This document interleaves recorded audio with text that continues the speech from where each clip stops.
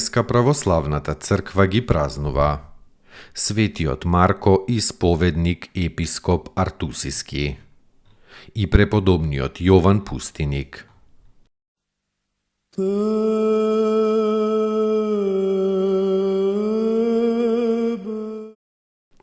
Светиот Марко, исповедник, епископ Аретусиски.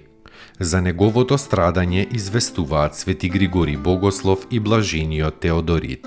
Според тие извештаи, Марко во времето на царот Константин разорил некој незнабожечки храм и превел мнозина во верата Христова.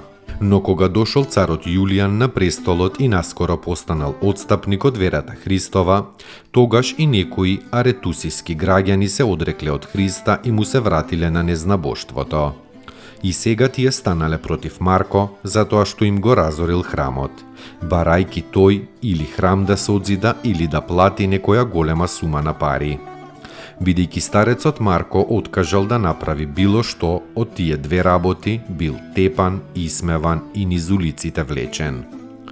Потоа му ги одсекле ушите со тенок и јак конец, па го слекле и со мед го намачкале, го оставиле врзан за дрво на летната горештина за осите, комарците и стршлените да го касаат. Но маченикот Христов се претрпел без овкање. Бил сосема стар, а во лицето светол како ангел Божи. Незнабожците се пониско ја спуштале цената на својот храм, барајки најпосле од Марко некоја сосема незначителна сума која тој лесно можел да ја даде. Но тој се одрекол да даде една паричка за таа цел. Неговата трпеливост направила огромен впечаток на граѓаните, поради што тие почнале да му се восхитуваат и да го жалат, па поради тоа и ја спуштале цената на својот храм скоро до ништо, само тој да остане во живот.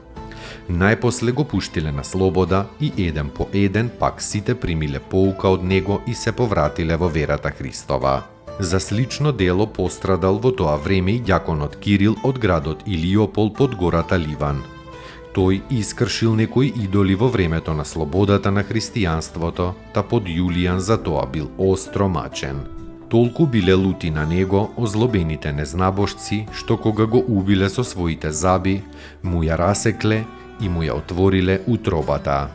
Истиот ден пострадали и многу други.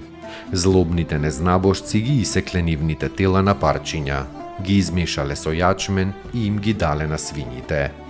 Но казната ги стигнала набрзо. На сите им испопаднале забите и на устата им избила неиздржлива смрдеа. Спаси ни, Сине Божи, воскреси из мертвих, појуштија ти, алилуја.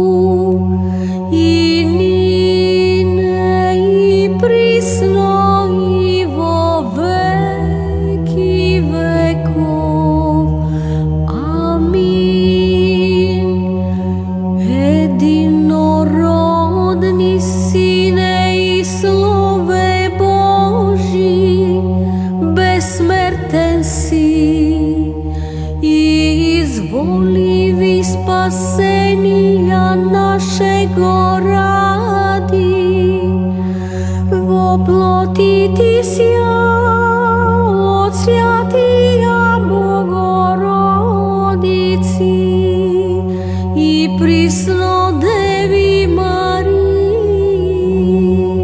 непреложно во человечи висја, распнисјаже Христе Боже, смертију смрт поправи, един си свјатија Тројци, спрославјаеми Отцу и Свјатому Духу, спаси нас.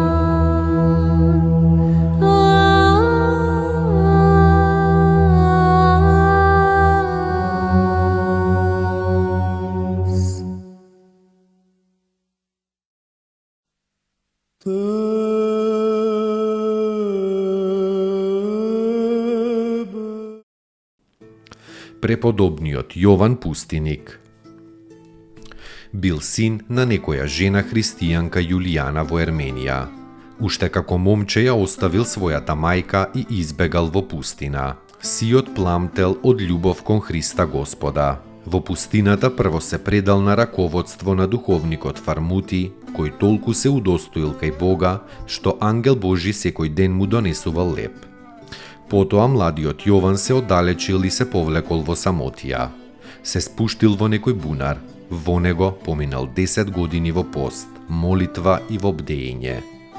Светиот Фармути му носел од ангелскиот леп и му давал, зашто ангелот Божи не сакал лично да му дава леп на младиот Јован, за овој да не се погордее туку преку неговиот духовник отец Фармути. По 10 години тежок подвиг во бунарот, светиот Јован се представил пред Господа и моштите негови се покажале чудотворни. Поживеал и бил прославен од Бога и од луѓето во 4. век.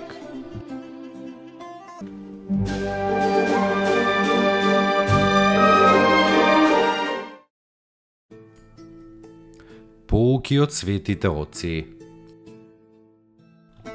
Доколку не си радосен, што и да сториш, дури и твоето покаяние и твојата љубов нема да бидат вистинити.